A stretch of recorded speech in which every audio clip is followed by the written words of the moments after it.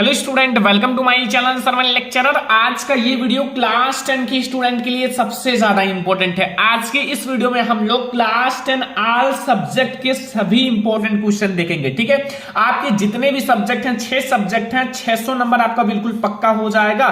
जितने भी student 2023 board exam में परीक्षा देने वाले, पेपर देने वाले हैं, आज का ये वीडियो लास्ट तक जरूर देखना।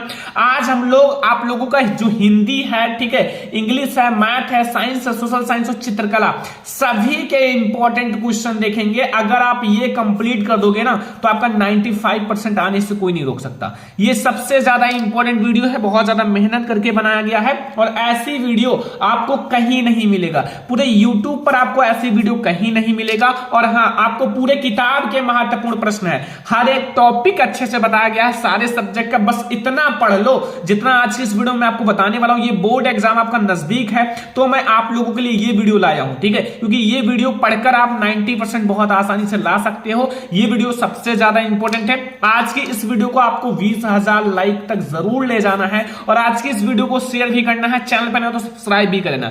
एक एक सब्जेक्ट का हम लोग देखेंगे। सबसे पहले हम लोग हिंदी के जितने भी इंपॉर्टेंट क्वेश्चन हैं एक ही वीडियो में, फिर इंग्लिश के, फिर मैथ के, फिर साइंस के, फिर सोशल साइंस, फिर चित्रकला के। ठीक है, तो सबसे पहले हम लोग देखते हैं हिंदी के सारे इंपॉर्टेंट क्वेश्चन। ठीक है, तो सबसे पहले क्लास 10 हिंदी 2023 बोर्ड एग्जाम के लिए 16 फरवरी को पेपर है 2023 बोर्ड एग्जाम का।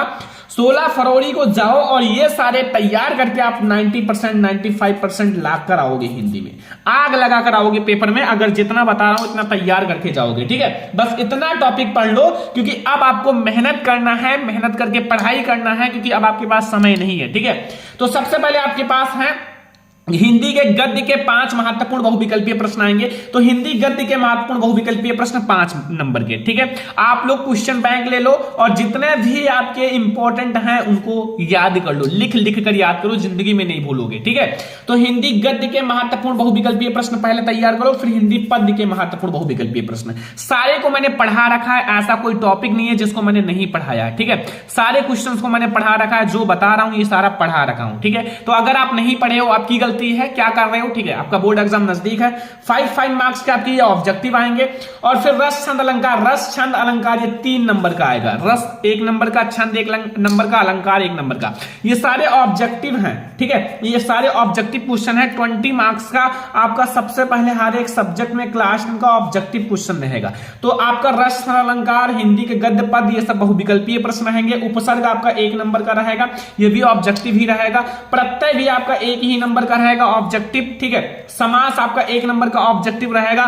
तत्सम एवं तद्भव आपका 1 नंबर का ऑब्जेक्टिव रहेगा। संधि विच्छेद 1 नंबर का ऑब्जेक्टिव रहेगा और शब्द रूप आपका 1 नंबर का ऑब्जेक्टिव, धातु रूप 1 नंबर का ऑब्जेक्टिव। ये सारा अगर पढ़ना है तो मैं डिस्क्रिप्शन में एक वीडियो का लिंक दे दूंगा, उसमें मैंने सारे बहुविकल्पीय प्रश्न एक ही वीडियो में कवर कराए हैं। जाओ फटाफट से देखो, सारे बहुविकल्पीय कंप्लीट हो जाएगा। ठीक है, ये जितने भी हैं 20 नंबर के ऑब्जेक्टिव है ना, 20 मार्क्स के ऑब्जेक्टिव क्लास 10 हिंदी में, जाओ वो वीडियो देख लो, अभी डिस्क्रिप्शन में लिंक मिल जाएगा। वीडियो खत्म होने के बाद आप लोग उसको देख लेना। ठीक है, तो ये हमारा बहुविकल्पीय प्रश्न है, ये सारे आपके ऑब्जेक्टिव क्वेश्चन आएंगे हिंदी में, तैयार रखना। ठीक है, और फिर आपके महत्वपूर्ण गद्यांश 2023 बोर्ड एग्जाम के लिए लास्ट में मैं आपको बता रहा हूं, अब मित्रता और ममता चैप्टर तैयार कर लो। मैं आपको एकदम सीक्रेट बता रहा हूं, आप 6 नंबर फिक्स करके आओगे, 6 नंबर ऐसे लिख कर आओगे, फिक्स करके आओगे, कहोगे सर उसी में से ही आया था, आपने जो बताया था वही आया था। क्योंकि अगले जो इससे पहले बच्चे ने पेपर दिया था, सारे को मैंने ऐसा ही बताया था, वो लोग 95% 98% तक भाई मार्क्स आया है, यकीन करो। ठीक है, तो ये आप लोग महत्वपूर्ण गद्यांश और पद्यांश तैयार कर लेना। पहले गद्यांश के लिए 2 इंपॉर्टेंट चैप्टर बता दिया हूं, तैयार कर लेना, मित्रता और ममता, ये दोनों चैप्टर जाओ फटाक से तैयार करो। फिर हम लोग आते हैं पद्यांश पर। अब स्टूडेंट हमारा आता है पद्यांश के लिए महत्वपूर्ण चैप्टर। जो पद्यांश है, पद्यांश के लिए आपको कौन कौन से चैप्टर तैयार करना है। पहला आप लोगों को तैयार करना है पद। पद वाला चैप्टर बहुत ज्यादा इंपॉर्टेंट है बोर्ड एग्जाम के लिए, पद। फिर आपका धनुष भंग, वन पद पर, ये सब पद्यांश के लिए इंपॉर्टेंट चैप्टर है। आप लोगों को ये सारा तैयार करके ही जाना है, फिर आप बोर्ड एग्जाम में फोड़ कराओगे 90%। ठीक है, अब आपको लेखक तथा कवि का जीवन परिचय में कौन सा, देखो लेखक में आपको 2 जीवन परिचय तैयार करना है, कवि में 3 जीवन परिचय। 2 जीवन परिचय कौन सा तैयार करना है। पहला आचार्य रामचंद्र शुक्ल जी का आपको लेखक में तैयार कर लेना है, आचार्य रामचंद्र शुक्ल जी का, ठीक है, लेखक में। फिर आपको जयशंकर प्रसाद जी का तैयार करना है लेखक में। ये 2 जीवन परिचय आप तैयार कर लेना। लेखक में आपको आचार्य रामचंद्र शुक्ल जी का, और कवि में अभी मैं आपको बताता हूं, पहले लेखक में आपको ये 2 तैयार कर लेना, एक आचार्य रामचंद्र शुक्ल, दूसरा जयशंकर प्रसाद। बिल्कुल आप तैयार कर लेना, रामबाण है, इससे बाहर नहीं आएगा, क्योंकि आप कोई भी पेपर, कोई भी मॉडल पेपर, प्रीवियस पेपर कुछ भी उठा के देख लो, आपको यहीं से मिलेंगे, ठीक है। इसीलिए मैं आपको बता रहा हूं, अभी आप पढ़ाई करना शुरू कर दो। अगर आपने नहीं तैयार किया है तो 1-1 घंटे का काम है। फिर सूरदास जी का आपको कवि में तैयार करना है, तुलसीदास जी का कवि में, ठीक है, और महादेवी वर्मा, इन तीनों का कवि में तैयार कर लेना। कुल मिला के 5 जीवन परिचय आपको तैयार करना है, आपका 10 नंबर फिक्स हो जाएगा। और 10 मार्क्स बहुत ज्यादा इंपॉर्टेंट होता है आपके परसेंटेज को बड़ा करने के लिए, बड़ा और अच्छा करने के लिए, ठीक है। 1-1 नंबर से बच्चे फेल हो जाते हैं। अब ये नंबर, 1 नंबर बहुत ज्यादा इंपॉर्टेंट होता है, जो बच्चा 1 नंबर से फेल हो गया हो, ठीक है। तो ये हमारा हो गया लेखक और कवि का जीवन परिचय। फिर देखो आता है श्लोक। श्लोक आपके बोर्ड एग्जाम में आएगा। श्लोक कौन सा तैयार करना है? देखो श्लोक के लिए मैं आपको बता देता हूं, 2 श्लोक बता देता हूं। पहला, बंधनम मरणम अपि जयो यप पराजयः और उभयत्र समो वीरा वीर भावे ही वीरता। ये आप लोग पहला श्लोक तैयार कर लेना, बोर्ड एग्जाम के लिए बहुत ज्यादा इंपॉर्टेंट है। अगर आप तैयार कर लोगे तो फिर आपका श्लोक जो है वो कंप्लीट हो जाएगा। दूसरा आप लोग ये तैयार कर लेना, सर्वे भवन्तु सुखिनः सर्वे सन्तु निरामया सर्वे भद्राणि पश्यन्तु मा कश्चित् दुर्भागा भवेत्। ये 2 श्लोक तैयार कर लेना। मैं आपको बताता हूं कि यही आप लिख कर आना, आपके प्रश्न पत्र में इसमें से एक आएगा और एक नहीं आएगा, ठीक है। और एक जो आएगा ना, वो आपका पद्यांश लिखने के लिए, पद्यांश में आपका आंसर लिखना रहता है ना, तो वो आएगा। तो आप ये एक लिख कर आना, एक पद्यांश के लिए इसी में से ही आएगा, क्योंकि ये बहुत ज्यादा इंपॉर्टेंट मैं आपको बता दिया हूं। अगर आप इन दोनों को तैयार कर लोगे तो आपका श्लोक भी तैयार हो जाएगा और पद्यांश के आपके प्रश्न उत्तर जो आते हैं वो भी तैयार हो जाएंगे, ठीक है। तो ये हमारा हो गया स्टूडेंट श्लोक जो आपको तैयार कर लेना है। फिर आपके बोर्ड एग्जाम में क्या आएगा? फिर आपको महत्वपूर्ण गद्यांश पद्यांश संस्कृत का, संस्कृत के लिए महत्वपूर्ण गद्यांश पद्यांश आपको तैयार करने हैं। कौन कौन से आपको चैप्टर इंपॉर्टेंट है क्लास 10th के लिए? पहला जो आपका मोस्ट इंपोर्टेंट चैप्टर है वो है वाराणसी। वाराणसी चैप्टर आपके बोर्ड एग्जाम के लिए वेरी इंपॉर्टेंट है। वाराणसी चैप्टर आप जरूर तैयार कर लेना। अगर आपको अच्छे मार्क्स लाना है, 90% फोड़ना है हिंदी में, तो वाराणसी चैप्टर तैयार कर लेना। वीरा वीरण पूज्यते चैप्टर तैयार कर लेना और भारतीय संस्कृति चैप्टर तैयार कर लेना, ठीक है। ये तीनों चैप्टर अभी आप लोग जाओ और फटाफट जितने भी इंपॉर्टेंट है इन तीनों चैप्टर में तैयार करो। बोर्ड एग्जाम इतना ज्यादा नजदीक है कि आपका माइंड जो है वो अपसेट हो गया होगा, लेकिन अपसेट नहीं करना, तैयारी करना है। टेंशन लेने से कुछ नहीं होगा। जितना नजदीक आता है उतना ज्यादा पढ़ो, जितना नजदीक आए उतना पढ़ो, ठीक है। आप 5 घंटे पढ़ते थे, 10 घंटे पढ़ो, 15 घंटे पढ़ो, ठीक है। रात भर पढ़ो, क्योंकि अब आपके पास समय नहीं है तो नहीं है, ठीक है। महत्वपूर्ण निबंध 2023 बोर्ड एग्जाम के लिए जो महत्वपूर्ण निबंध है बच्चों वो भी बता देता हूं। प्रदूषण की समस्या तथा समाधान, बेटी बचाओ बेटी पढ़ाओ निबंध तैयार करना, आतंकवाद के कारण तथा निवारण, और भ्रष्टाचार एक समस्या, और विज्ञान वरदान है अभिशाप। ये 5 निबंध जाओ और इसमें से एक निबंध करके डेली तैयार करो। 2 घंटे लगेंगे आपको एक निबंध तैयार करने में, आधा घंटा लगेगा। अगर आप 2-3 निबंध एक दिन में तैयार करते हो 2 घंटे लगेंगे, आपका 2 से 3 निबंध कंप्लीट हो जाएगा, ठीक है। बस आप लिख कर तैयार करना। थोड़ा सा जो इंपॉर्टेंट टॉपिक है, जो इसमें इंपॉर्टेंट पॉइंट होता है ना, उसको लिखना। जब आप लिखोगे ना इंपॉर्टेंट पॉइंट तो बहुत अच्छा रहेगा, ठीक है। अब आगे देखो आपका खंड काव्य। खंड काव्य कौन सा तैयार करना है?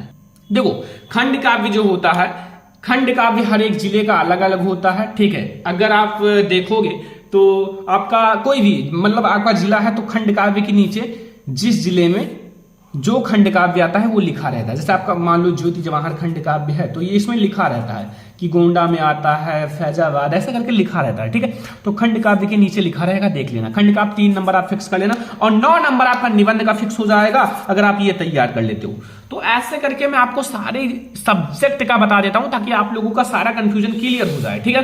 अब देखो ये बहुत ज्यादा इंपॉर्टेंट 4 नंबर आपको देकर जाएगा और इतना ज्यादा आसान है जो आपको 4 नंबर देकर जाएगा भाई, 4 मार्क्स। देखो आपको निम्न में उत्तर आपको संस्कृत में देना है। संस्कृत में उत्तर देना है पहला, वाराणसी नगरी कैसा संगम स्थली अस्थि? तो वाराणसी नगरी विविध धर्माणम संगम स्थली, ठीक है। मतलब वाराणसी नगरी किस का संगम स्थली है? तो विविध धर्मों का, मतलब बहुत सारे धर्मों का संगम स्थली है। कुत्र मरणम मंगलम भवति? तो वाराणस्याः मंगलम मरणम भवति। वीरा केन पूज्यते? वीरा वीरेण पूज्यते। पुरु राजा केन सह युद्धम आक्रोत? तो पुरु राजा अलछेन्द्र सह युद्धम आक्रोत, ठीक है। अलछेन्द्र का आसित, अलछेन्द्र यमन राजा आशित।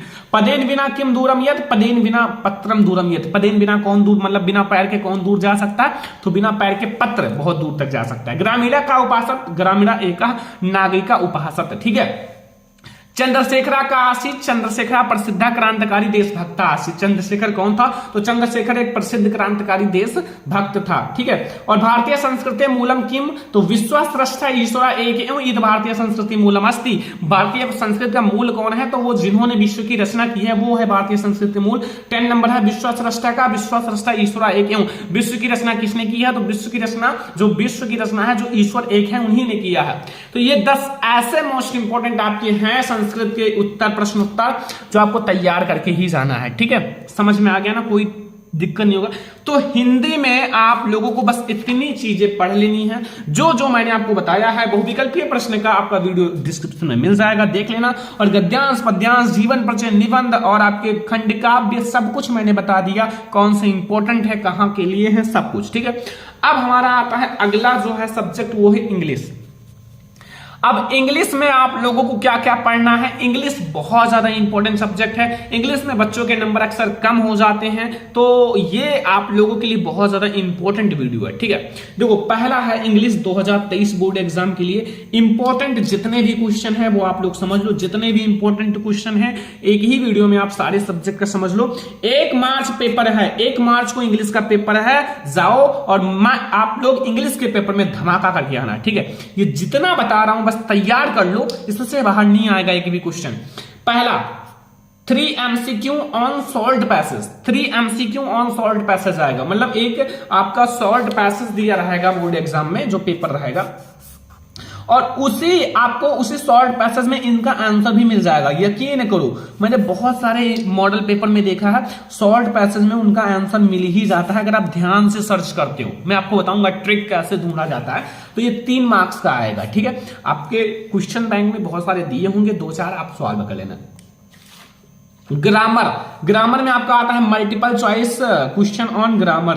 देखो, multiple choice question on grammar 5 number का, जैसे part of speech, articles A and the आता ही है, बहुत सारे ए एंड द, ठीक है। एंड आपका एडजेक्टिव ढूंढने के लिए मैंने पढ़ा रखा है ना, देखा होगा ऑब्जेक्टिव क्वेश्चन का वीडियो क्लास इंग्लिश का, ठीक है। और इंग्लिश का भी अगर ऑब्जेक्टिव क्वेश्चन का वीडियो चाहिए तो मैं आपको इंग्लिश का भी ऑब्जेक्टिव क्वेश्चन का वीडियो का लिंक डिस्क्रिप्शन में दे दूंगा, ठीक है। इंग्लिश का भी ऑब्जेक्टिव क्वेश्चन, हिंदी दोनों का ऑब्जेक्टिव क्वेश्चन का जो लिंक है वो डिस्क्रिप्शन में मिल जाएगा, जाओ देखो, ठीक है। मैं आपको उन सब के ऑब्जेक्टिव क्वेश्चन का डिस्क्रिप्शन में लिंक दे दूंगा। अगला है मल्टीपल चॉइस, आपका ये ग्रामर का रहेगा। अब आपका देखो फर्स्ट फ्लाइट प्रोज से आपके multiple choice type question on prose 2 number का ऑब्जेक्टिव रहेगा। पहले ऑब्जेक्टिव बताता हूं, जो 20 मार्क्स का ऑब्जेक्टिव आएगा, 20 मार्क्स का ऑब्जेक्टिव आएगा ना, तो पहले मैं आपको ऑब्जेक्टिव ही बताता हूं। दूसरा chapter wise multiple choice question, जो chapter wise multiple choice question होता है वो 3 नंबर के आएंगे। 5 नंबर के आपके प्रोज से इंपॉर्टेंट ऑब्जेक्टिव क्वेश्चंस आएंगे जो आपके बोर्ड एग्जाम के लिए वेरी इंपॉर्टेंट होगा। तो 5 मार्क्स आपको मिलेगा प्रोज से, इंपॉर्टेंट ऑब्जेक्टिव क्वेश्चंस का, ठीक है। तो प्रोज से तैयार कर लेना। फिर पोएट्री से देखो multiple choice question on stanza and chapter wise multiple choice question, ये आपके पोएट्री से आएंगे, ठीक है। इसमें भी चैप्टर वाइज ऑब्जेक्टिव क्वेश्चन आता है, एक स्टेंजा दिया रहेगा, उसमें 2 क्वेश्चन आपका दिया रहेगा, उसका आंसर देना रहता है, ठीक है। तो पोएट्री प्रोज सबसे आएगा, और सप्लीमेंट्री से आपका chapter wise multiple choice question 5 marks का आएगा। कितने मार्क्स का? 5 मार्क्स का आपका सप्लीमेंट्री से भी ऑब्जेक्टिव क्वेश्चन आएगा। तो मतलब ये है प्रोज, पोएट्री, सप्लीमेंट्री, ग्रामर सब से मिलाकर आपके 20 मार्क्स के ऑब्जेक्टिव आएंगे। और इसकी वीडियो ऑलरेडी बन चुकी है, नहीं देखा हो तो इस वीडियो के डिस्क्रिप्शन में लिंक मिल जाएगा, फटाफट से देखो और लाइक करो, ठीक है। तो ये हमारा हो गया सबसे पहले ऑब्जेक्टिव क्वेश्चन, ग्रामर से भी और आपके शॉर्ट पैसेज से भी और पोएट्री से भी, प्रोज से भी, सप्लीमेंट्री से भी, सारे को मिलाकर मैंने आपको बता दिया कौन कौन से आएंगे, ठीक है। अब हमारी इंग्लिश में और क्या क्या पढ़ना है वो भी मैं आप लोगों को बता देता हूं। पहले देखो यहां अब आता है सेक्शन बी। सेक्शन बी में जो आप लोगों को पढ़ना है, सबसे पहले रीडिंग सेक्शन। रीडिंग सेक्शन में आप लोगों को क्या मिलेगा, देखो मैं आपको बताता हूं। पहला कंप्रहेंशन ऑफ एंशिएंट पैसेज। देखो एंशिएंट पैसेज की वीडियो आएगी जल्दी, ठीक है। पहले मैं आप लोगों को तैयारी बता दूं कैसे करना है। 7 मार्क्स का ये भाई एंशिएंट पैसेज, 7 मार्क्स का। एंशिएंट पैसेज का मतलब होता है जिसको आपने देखा ना हो, ठीक है।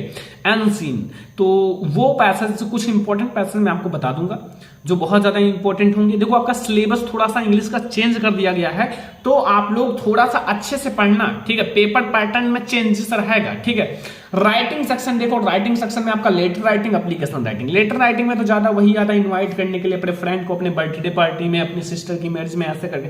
एप्लीकेशन में छुट्टी के लिए ज्यादा आता है, मेरी माँ का सिक माँ यानी कि मदर बीमार है तो फिर उसके लिए छुट्टी चाहिए, ऐसा करके छुट्टी के लिए ज्यादा आता है। तो 4 मार्क्स का आपका हो जाएगा बच्चों, लेटर या एप्लीकेशन दोनों में से कोई एक लिखना होगा, ठीक है। फिर आपका रिपोर्ट या आर्टिकल राइटिंग में से कोई एक लिखना होगा, 6 मार्क्स का। आर्टिकल राइटिंग मैंने बताया है कैसे लिखा जाता है, आप लोग सर्च कर सकते हो, आर्टिकल राइटिंग बाय सरमन लेक्चरर। आपको हमारी वीडियो सबसे ऊपर मिल जाएगी, ठीक है, तो देख सकते हो, कोई दिक्कत नहीं। फिर आपका आता है ग्रामर सेक्शन। ग्रामर में क्या क्या पढ़ना है, देखो ग्रामर में आपको नरेशन पढ़ना है। नरेशन 2 मार्क्स का आएगा। नरेशन ध्यान से समझो, अभी इसकी भी वीडियो आएगी। नरेशन की 2 मार्क्स का, वॉइस आपका 2 मार्क्स का आएगा, active and passive voice, punctuation यानी कि 6 नंबर का आपका ये आएगा लिखने के लिए। आपका एक डायरेक्ट दिया रहेगा, इनडायरेक्ट में चेंज करो, एक्टिव दिया रहेगा, पैसिव में चेंज करो, पंक्चुएशन दिया रहेगा, उसका अच्छे से जहां कैपिटल होगा, कॉमा, इन्वर्टेड कॉमा लगाना होता है ना, उसको आपको करना होगा। फिर आपका ये जो है बिल्कुल फिक्स हो जाएगा, बहुत ज्यादा इंपॉर्टेंट है आप लोगों के लिए, तो इसलिए आप लोग बहुत अच्छे से तैयार करना, ठीक है। अगला देखो ट्रांसलेशन। ट्रांसलेशन 5 मार्क्स का आएगा, हिंदी में दिया रहेगा बच्चों, हिंदी में दिया रहेगा, इंग्लिश में चेंज करना होगा।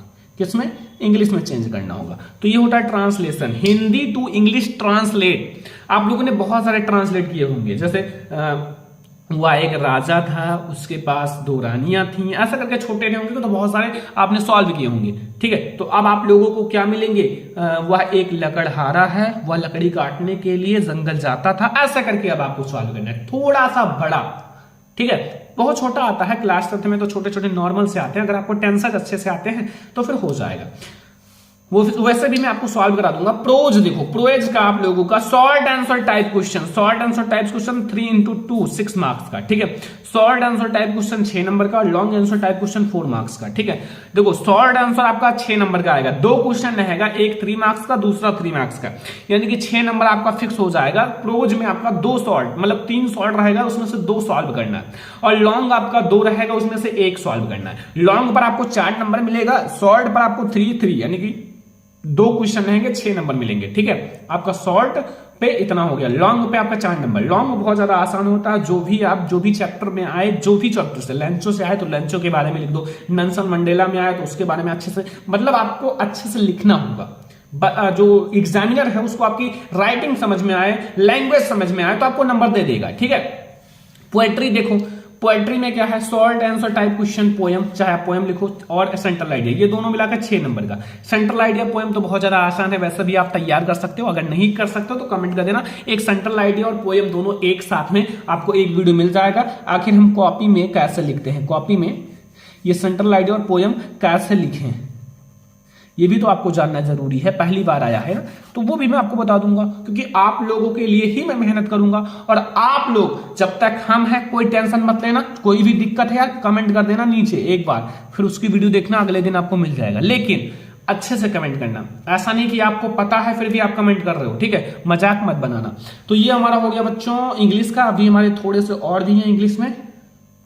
अब आता है सप्लीमेंट्री। इंग्लिश में क्या है, सप्लीमेंट्री रीडर। सप्लीमेंट्री रीडर में क्या है, पहले आपको शॉर्ट आंसर टाइप क्वेश्चन तैयार करना है, short answer type question and long answer type question. Short answer type question and long answer type question आपके बोर्ड एग्जाम में सप्लीमेंट्री में भी आएगा, ठीक है। जैसे आपका प्रोज में आया था वैसे आपका सप्लीमेंट्री में भी आएगा, ठीक है। अब मैं आप लोगों को थोड़ी सी बात बता देता हूं, जैसे आप लोगों का प्रोज के लिए इंपॉर्टेंट चैप्टर जैसे ए लेटर टू गॉड है, बहुत ज्यादा इंपॉर्टेंट। दूसरा है नेल्सन मंडेला वाला चैप्टर, तीसरा है ग्लिम्स ऑफ इंडिया। ये 3 चैप्टर आपके प्रोज में इंपॉर्टेंट है। पहला ए लेटर टू गॉड, दूसरा है नेल्सन मंडेला, ठीक है, तीसरा है ग्लिम्स ऑफ इंडिया। और पोएट्री में जो आप लोगों का चैप्टर है वो है the dust of snow and animals and Amanda. ये 3 चैप्टर बहुत ज्यादा इंपॉर्टेंट है, dust of snow, animals and Amanda. तो ये 3 चैप्टर तैयार कर लेना, ठीक है। पोएट्री का चैप्टर भी नहीं बता रहा हूं, सप्लीमेंट्री का भी मैं अच्छे से बताऊंगा, क्योंकि उसकी थोड़ी सी अच्छे से और डिटेल में वीडियो आएगी सप्लीमेंट्री का, ठीक है। तो इंग्लिश में आप लोगों को बस इतनी चीजें पढ़नी है जो आप लोगों को पढ़ लेना है, ठीक है। अभी आपके पास समय है, जितनी चीजें मैंने इंग्लिश में बताई हैं, ऑब्जेक्टिव क्वेश्चन का वीडियो नीचे लिंक मिल जाएगा, ऑब्जेक्टिव क्वेश्चन पढ़ लेना हिंदी इंग्लिश का, और फिर जो चीजें बची है उसको पढ़ो। ठीक है। अभी आपके पास समय है बहुत ज्यादा, अभी आपके पास समय है, इंग्लिश का पेपर बहुत दिन बाद है, ठीक है। तो पहले आपको जो जो बताया हूं उसको पढ़ लेना, ठीक है। कि हमारा हिंदी और प्लस इंग्लिश, ये दोनों आपका सब कुछ समझ में आ गया ना, कौन कौन से टॉपिक पढ़ना है, क्या क्या चीजें पढ़नी है, सारी चीजें आपको समझ में आ गया। अब आपको करना क्या है, सबसे पहले आप बुक उठाना, अभी और भी सब्जेक्ट है लेकिन पहले आप लोग इसको समझ लो। पहले आप लोग बुक उठाओ, साथ में लो, और फिर इंग्लिश में जो जो बताया उस पर टिक लगाओ, हिंदी में जो जो बताया उस पर टिक लगाओ, नोट्स बनाओ, छोटा सा नोट्स बना लेना, जो जो मैं आपको टॉपिक बता रहा हूं उसको पढ़ना, ठीक है। जब आप पढ़ लोगे तो फिर बहुत अच्छा रहेगा, तो फिर आप लोगों के पास एक ओवर कॉन्फिडेंस रहेगा कि हम कर सकते हैं, बोर्ड एग्जाम में बहुत कुछ कर सकते हैं, तब आप लोग अच्छे मार्क्स लाओगे, ठीक है। तो ये हमारा हिंदी और इंग्लिश के हैं। अब हम लोग देखेंगे जो आप लोगों का मोस्ट इंपोर्टेंट सब्जेक्ट, साइंस के इंपोर्टेंट टॉपिक्स जो आपके बोर्ड एग्जाम के लिए वेरी इंपॉर्टेंट है। पूरी किताब के महत्वपूर्ण प्रश्न बताऊंगा, इससे बाहर अगर एक भी क्वेश्चन आ जाएगा ना तो फिर आप लोग बताना, ठीक है। और हां, अगर आप लोग भी 27 फरवरी को साइंस का पेपर देने वाले हो तो फिर ये वीडियो अंत तक देखते रहना, क्योंकि 27 फरवरी को होगा धमाका, आग लगाकर आओगे अगर ये क्वेश्चन तैयार करके जाना, ठीक है। इससे बाहर एक भी क्वेश्चन नहीं आएगा, बहुत ज्यादा मेहनत करके ये वीडियो बनाया जा रहा है। इस वीडियो के लिए बहुत ज्यादा मेहनत किया गया है, 10 दिन से रिसर्च चल रहा है कि कौन से क्वेश्चन इस वीडियो में सिलेक्ट किए जाएं, ठीक है। वीडियो को पहले लाइक कर दो वरना बाद में भूल जाओगे, चैनल पर नहीं हो तो सब्सक्राइब भी कर लो, ठीक है। एक एक प्रश्न को ध्यान से समझना। सबसे पहले हम लोग देखेंगे फिजिक्स के, सबसे पहले हम लोग फिजिक्स के सभी इंपॉर्टेंट क्वेश्चन देखेंगे, ठीक है। फिजिक्स के सभी इंपॉर्टेंट क्वेश्चन पूरे बुक के। तो सबसे पहले देखो, पहला प्रश्न है, प्रकाश का परावर्तन का नियम क्या है? प्रकाश के परावर्तन का नियम क्या है, इन्हें चित्र के द्वारा समझाइए। वेरी इंपॉर्टेंट क्वेश्चन है बच्चों, जरूर तैयार करके जाना। प्रकाश के परावर्तन का नियम क्या है, इसको फिगर के साथ अच्छे से समझाना होगा, तभी आपको फुल मार्क्स मिलेगा, ठीक है। फिगर तो बहुत ज्यादा आसान है, ऐसे करके बीच वाला विलंब होता है, प्रकाश की किरण आपतित परावर्तित किरण है, ठीक है। ऐसे ही आपका बहुत ज्यादा आसान होता है। तो पहला हमारा बहुत ज्यादा इंपॉर्टेंट क्वेश्चन है, पूरे बुक का मैं आज आपको बता रहा हूं। पहले फिजिक्स देखो। दूसरा क्वेश्चन, एक उत्तल लेंस के सामने उसके प्रकाशिक केंद्र और फोकस दूरी के बीच एक वस्तु रखी हुई है, किरण आरेख खींचिए, ठीक है। इसका आंसर कहां मिलेगा अभी मैं आपको आगे बताऊंगा, और आप लोग इसी में देख लो आपने कितना पढ़ा है, ठीक है। जितना क्वेश्चन बताऊंगा उसमें से कितना आपको आता है, कितना नहीं आता है, खुद को गेस कर लो आप कितना कर सकते हो। 90% साइंस में ला सकते हो, या 80%, या फिर 70%, या फिर फेल हो जाओगे। इसी वीडियो में सब कुछ पता चल जाएगा। इसमें अगर आप सारे क्वेश्चंस कर लेते हो तो आपको 95% लाने से कोई नहीं रोक सकता, क्योंकि ये क्वेश्चन वो क्वेश्चंस हैं जो बोर्ड एग्जाम के पहले आपको तैयार करके ही जाना है। कितना भी आप लोग पढ़ो लेकिन ये क्वेश्चन जरूर तैयार कर लेना। तीसरा क्वेश्चन है, वायु के सापेक्ष किसी द्रव का क्रांतिक कोण 45 डिग्री है तो उस द्रव का अपवर्तनांक होगा। वायु के सापेक्ष कोई द्रव है जिसका क्रांतिक कोण 45 डिग्री है तो उस द्रव का अपवर्तनांक आपको ज्ञात करना है। अपवर्तनांक आपको ज्ञात करना है, बहुत ज्यादा आसान होता है, ठीक है। आपका अपवर्तनांक बराबर 1/sin c लगा देना, आपको आंसर मिल जाएगा। क्रांतिक कोण आपका दिया ही हुआ है। देखो सारे क्वेश्चंस मैं आज बता दे रहा हूं, आज के बाद मैं बिल्कुल नहीं बताऊंगा बाद में, ठीक है। यही वीडियो है लास्ट साइंस का, और इसके बाद और वीडियो नहीं बनेगा, और केवल आंसर जो मैं आप लोगों को बताऊंगा इन सबका आंसर का वीडियो बनेगा बस, ठीक है। क्वेश्चन नंबर 4 है, दूरदृष्टि दोष किसे कहते हैं, इनके कारण तथा निवारण चित्र सहित समझाइए। जो दूरदृष्टि दोष होता है उसकी परिभाषा बताना है। दूरदृष्टि दोष से आप क्या समझते हो, सबसे पहले आप दूरदृष्टि दोष की परिभाषा बताओ, फिर इनके कारण क्या है दूरदृष्टि दोष के, फिर निवारण क्या है, जो निवारण है उसको भी बताना है। तो दूरदृष्टि दोष वेरी इंपॉर्टेंट है, कारण निवारण सब कुछ आपको बताना है। ये हमारा क्वेश्चन नंबर 4 है, बोर्ड एग्जाम के लिए वेरी इंपॉर्टेंट है। क्वेश्चन नंबर 5 है, निकट दृष्टि दोष किसे कहते हैं, इसके कारण तथा निवारण बताइए। अब आपको निकट दृष्टि दोष भी तैयार कर लेना है। निकट दृष्टि दोष बोर्ड एग्जाम के लिए वेरी इंपॉर्टेंट है। दूर दृष्टि दोष, निकट दृष्टि दोष, ये दोनों बोर्ड एग्जाम के लिए वेरी इंपॉर्टेंट है। आप दोनों तैयार करके ही जाना, क्योंकि ये क्वेश्चन अगर आप तैयार करोगे तभी आप बोर्ड एग्जाम में 95% 90% ला सकते हो साइंस में। देखो मेहनत तो करना है, अगर अब नहीं मेहनत करोगे तो आपका समय बीत जाएगा, आप कभी सफल नहीं होंगे लाइफ में। जब तक आप मेहनत नहीं करोगे तब तक आप सक्सेस नहीं होगे, क्योंकि सक्सेस खुद कहता है पहले मेहनत तो कर फिर मैं आपके पास आऊं, ठीक है। तो मेहनत करो, जितना मेहनत हो सके उतना करो, ठीक है। देखो टॉपर अपना मेहनत कर रहा है, जो टॉपर बनेगा, ठीक है। 5 अब अभी तो सारे अपने आप में टॉपर हैं, मैं ला सकता हूं, मैं 90%, लेकिन पेपर के बाद पता चलता है कौन टॉपर है। मानव नेत्र किसे कहते हैं तथा इनके प्रमुख भागों का वर्णन करो। मानव नेत्र क्या होता है, मानव नेत्र के प्रमुख भागों का वर्णन भी करना है। बहुत ज्यादा इंपॉर्टेंट क्वेश्चन है, हमारा क्वेश्चन नंबर 6 है मानव नेत्र के बारे में। मानव नेत्र का चैप्टर आप लोगों ने पढ़ा होगा, मानव नेत्र तथा रंग बिरंगा संसार वाला चैप्टर उसी से है। क्वेश्चन नंबर 7 है प्रकाश का वर्ण विक्षेपण क्या है। जो प्रकाश का वर्ण विक्षेपण होता है उसकी परिभाषा देनी है, उदाहरण देकर समझाइए। उदाहरण के साथ आपको अच्छे से प्रकाश का वर्ण विक्षेपण समझाना है, वेरी इंपॉर्टेंट है बोर्ड एग्जाम के लिए। अगर आप तैयार कर लोगे तो समझो ये सारे क्वेश्चंस बिल्कुल रामबाण है, बोर्ड एग्जाम में आना ही आना है। बिल्कुल तैयार कर लो, इसी में से ही आएंगे, इसी में से ही आएंगे। पेपर उठा के देख लो, कोई सा भी पेपर आप उठा लो, इसी में से ही क्वेश्चंस आए हैं, चाहे प्रीवियस पेपर, चाहे आप 2020 का, 2021 का, चाहे आप जो पेपर उठा लो, ठीक है, यहीं से आएंगे क्वेश्चन। तो अब हम लोग देखेंगे अगला क्वेश्चन।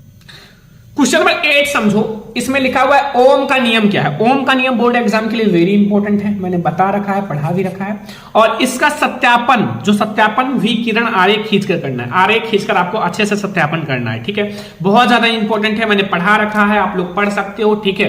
क्वेश्चन नंबर 9 है श्रेणी क्रम संयोजन के सूत्र का निगमन करो। श्रेणी क्रम संयोजन जो होता है R बराबर R1 plus R2 plus R3, ये होता है ना श्रेणी क्रम संयोजन। प्रतिरोधों को एक लाइन में जोड़ना, जैसे स्कूल में लाइन लगाया जाता है ना, वैसे ही, ठीक है। तो ये होता है श्रेणी क्रम संयोजन, बोर्ड एग्जाम के लिए वेरी इंपॉर्टेंट है, तैयार करके जाना। अगर आपको बोर्ड एग्जाम में अच्छे मार्क्स लाना है ना, तो साइंस में ये सारे क्वेश्चन पढ़ लो, इन सबका सॉल्यूशन भी दिया जाएगा। आप समझ लो कितना क्वेश्चन आपको पढ़ना है। 10 नंबर क्वेश्चन, समांतर क्रम संयोजन का सूत्र का निगमन कीजिए। जो समांतर क्रम संयोजन होता है उसके सूत्र का निगमन करना है, ठीक है। समांतर क्रम संयोजन, श्रेणी क्रम संयोजन, ये दोनों बोर्ड एग्जाम के लिए वेरी इंपॉर्टेंट है, तैयार कर लो। अगर बोर्ड एग्जाम में अच्छे मार्क्स लाना है तो फिर आपको ये सारा पढ़ना ही पढ़ना पड़ेगा। 11 नंबर क्वेश्चन है 1 किलोवाट घंटा को जूल में बदलिए। 1 किलोवाट घंटा में जूल में बदलिए, या 1 किलोवाट में कितने जूल होते हैं, ऐसे करके क्वेश्चंस आपसे पूछ सकता है, ठीक है। तो वो क्वेश्चंस कई प्रकार से पूछ सकता है, क्वेश्चन घुमा कर पूछ सकता है, आप लोग भूलना मत, इसी टाइप से आएगा, ठीक है। तो थोड़ा सा चेंज ही कर सकता है क्वेश्चन, ये ध्यान रखना। बायोसेवार्ट का नियम लिखिए। बायोसेवार्ट का नियम वेरी इंपॉर्टेंट है बच्चों, बायोसेवार्ट का नियम आपको बताना है। जो बायोसेवार्ट का नियम था आपको पढ़ा रखा है, बायोसेवार्ट का नियम वो आपको बताना है। बायोसेवार्ट का नियम, ठीक है। फिजिक्स के सारे क्वेश्चन हैं, फिजिक्स के जो क्वेश्चन बता रहा हूं बिल्कुल तैयार कर लो, इससे बाहर नहीं आएंगे, ये ध्यान रखना। जो चीज आज मैं आपको बता दे रहा हूं ये बिल्कुल आप लोग तैयार कर लेना। क्वेश्चन नंबर 13 है फैराडे के विद्युत चुम्बकीय प्रेरण का नियम लिखिए। जो फैराडे का विद्युत चुम्बकीय प्रेरण का नियम है उसको बताना है। फैराडे का विद्युत चुम्बकीय प्रेरण का नियम आपको बताना है, ठीक है। समझ गए ना, फैराडे के 2 नियम थे, प्राथमिक नियम, द्वितीयक नियम, ठीक है। दूसरे नियम को लेंज का नियम भी कहते हैं, ऐसे करके। 14 फ्लेमिंग के दाएं तथा बाएं हाथ का नियम, एक ना एक जरूर आएगा। फ्लेमिंग के 2 हाथ थे, दाएं हाथ बाएं हाथ दोनों पर नियम बना दिया था, ठीक है। फ्लेमिंग के दाएं हाथ का नियम, फ्लेमिंग के बाएं हाथ का नियम, ये आपके बोर्ड एग्जाम के लिए वेरी इंपॉर्टेंट है। इसमें से एक क्वेश्चन बनना तय है 100%, ठीक है। अगला है 15 नंबर क्वेश्चन, विद्युत मोटर का नामांकित आरेख खींचिए। जो विद्युत मोटर होता है, विद्युत मोटर, उसका आपको आरेख खींचना है और इसकी सिद्धांत क्रिया विधि भी स्पष्ट करनी है। जो सिद्धांत है और इसकी क्रिया विधि ये भी आप लोगों को बताना है विद्युत मोटर का, ठीक है। विद्युत मोटर याद रखना, बहुत ज्यादा इंपॉर्टेंट क्वेश्चन है जो आज मैं आप लोगों को बता रहा हूं, विद्युत मोटर। अगला क्वेश्चन देखो, ये सारे यार इतने बार आए हैं, लगातार वाले क्वेश्चन है जो लगातार आते हैं, ठीक है। अगला है 16 नंबर क्वेश्चन कि विद्युत जनित्र का आरेख खींचकर सिद्धांत क्रिया विधि स्पष्ट कीजिए। वृषों का क्या महत्व, जिसमें उसमें वृष लगा हुआ था उसका क्या महत्व है। तो यहां आपको विद्युत जनित्र के बारे में बताना है। जो विद्युत जनित्र होता है, विद्युत जनित्र का आप लोगों को अच्छे से किरण आरेख खींचना है, सिद्धांत लिखना है, क्रिया विधि लिखना है, सारी चीजों को लिखना है। फिर आप लोगों को उसमें वृष लगे हुए थे उनका क्या अर्थ होता है ये भी बताना है। 17 नंबर क्वेश्चन है ओजोन क्या है। जो ओजोन होता है, ओजोन वो क्या है तथा यह किसी पारितंत्र को किस प्रकार प्रभावित करता है, ठीक है। तो ये 17 क्वेश्चन है फिजिक्स के। फिजिक्स के 17 क्वेश्चन हैं। ये 17 क्वेश्चन ऐसे हैं जो हर साल आते हैं, मतलब इसमें से आपके 4 से 5 क्वेश्चन तय हैं और उतना ही आता भी है, ठीक है। इसमें से ही आएगा, तो आप लोग ये सारा तैयार कर लेना। फिजिक्स के ये हमारे क्वेश्चन हैं जो बोर्ड एग्जाम के लिए वेरी इंपॉर्टेंट है, और अगर आप तैयार करके जाओगे ना तो ये मैं कह देता हूं कि इसी में से ही आएगा, ठीक है। ये हमारा है फिजिक्स। अब हम लोग देखेंगे केमिस्ट्री। अब बच्चों हमारा आ गया केमिस्ट्री इंपॉर्टेंट क्वेश्चन। केमिस्ट्री के इंपॉर्टेंट क्वेश्चन। अभी तक हमने फिजिक्स के पूरे फिजिक्स के इंपॉर्टेंट क्वेश्चन देखे, 17 ऐसे क्वेश्चन जो बोर्ड एग्जाम के लिए वेरी इंपॉर्टेंट है। अब केमिस्ट्री 18 से उष्मा छेपी जिसे दहन कहा जाता है, उष्मा छेपी जिसे क्या कहा जाता है, दहन। दहन मतलब होता है जलना, ठीक है। उष्मा छेपी का मतलब होता है उष्मा का बाहर निकलना। जब आग लगता है ना तो उष्मा बाहर निकलती है ना, क्योंकि उससे हमें क्या मिलता है, ताप मिलता है, हमें उससे देखते हो ना। और उष्मा शोषी जिससे उष्मा का अवशोषण होता है, उष्मा को अपनी तरफ खींचता है। अभिक्रिया का क्या अर्थ है, उदाहरण दीजिए, बहुत ज्यादा इंपॉर्टेंट है, रासायनिक अभिक्रिया चैप्टर से है, सभी को पता होगा, बताने की कोई जरूरत ही नहीं है कि उष्मा छेपी जिसे दहन कहा जाता है एवं उष्मा शोषी जिसे हम लोग क्या कहते हैं, उष्मा का अवशोषण करता है, का आपको अर्थ बताना है, परिभाषा बताना तथा उदाहरण, ये बहुत ज्यादा इंपॉर्टेंट है। अगला क्वेश्चन, रेडॉक्स अभिक्रिया पर संक्षिप्त टिप्पणी लिखिए। जो रेडॉक्स अभिक्रिया होता है, रेडॉक्स अभिक्रिया पर आपको संक्षिप्त टिप्पणी लिखना है, उसके बारे में बताना है, क्योंकि रेडॉक्स अभिक्रिया बोर्ड एग्जाम के लिए वेरी इंपॉर्टेंट है, ये आपके बोर्ड एग्जाम में आता ही आता है। तो आप लोग ये रेडॉक्स अभिक्रिया जरूर तैयार कर लेना अगर आपको अच्छे मार्क्स लाना है, ठीक है। अगला है, निम्न को परिभाषित कीजिए, 20 नंबर क्वेश्चन। निम्न को परिभाषित कीजिए, कौन कौन सी चीज है, पहला है संक्षारण, संक्षारण को परिभाषित करना है, दूसरा है विकृत गंधिता, विकृत गंधिता, ठीक है। संक्षारण और विकृत गंधिता, इन दोनों को आपको परिभाषित करना है, क्योंकि ये बहुत ज्यादा इंपॉर्टेंट क्वेश्चन है, संक्षारण और विकृत गंधिता, ठीक है।